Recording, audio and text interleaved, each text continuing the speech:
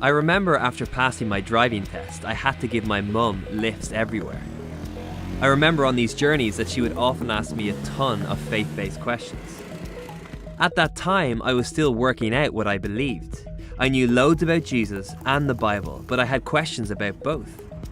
Now, over time, my faith grew stronger, but I have to admit that I have worked through some pretty serious doubts, and still do. My mum really wanted me to believe because it meant so much to her, and it can mean a lot to many people in our lives. And so when we struggle with faith, it can sometimes feel like we're letting them down. But doubt, it's always been part of faith, and it always will be. It's natural, it's real, and it's something that Christianity embraces. All right, push me.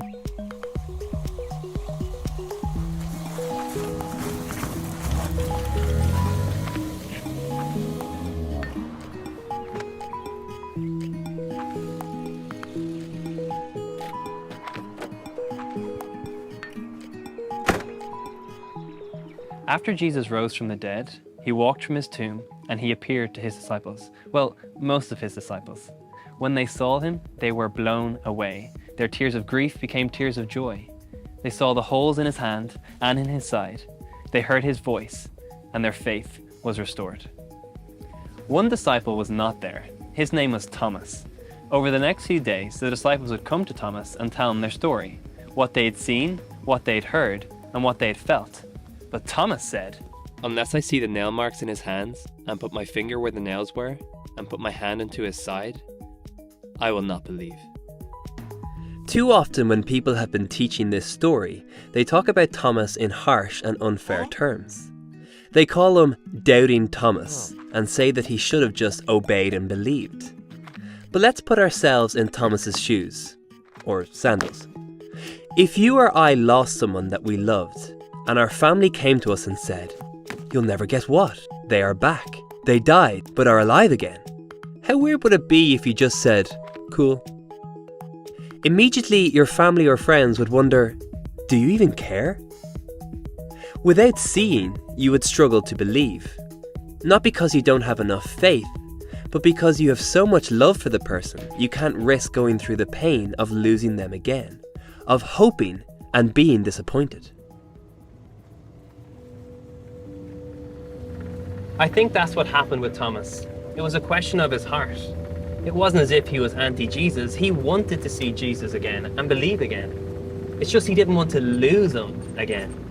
And Jesus was so considerate to Thomas. He appeared to him in person, and he didn't criticize him for not believing.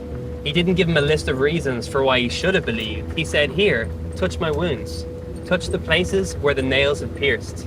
He gave Thomas the opportunity to believe again, to hope again. I love that Jesus chose compassion over criticism. The God who became man and suffered death for us revealed his scars in order to meet Thomas where he was at. And he also said, "You believe because you have seen. Blessed are those who will believe without seeing." When Jesus said this, he was talking about us, people today. He was saying he knows how hard it can be to believe, how hard it can be to hope. But I love this encounter, and I can relate to it so well. I think many of us can. Jesus set Thomas free from the need to pretend that he had no doubts. He gave Thomas the permission to be honest, to own his doubts, ask the questions, and seek the answers.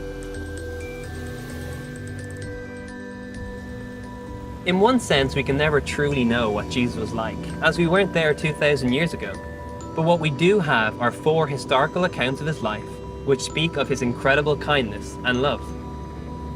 Even the ancient historians of that era back this up.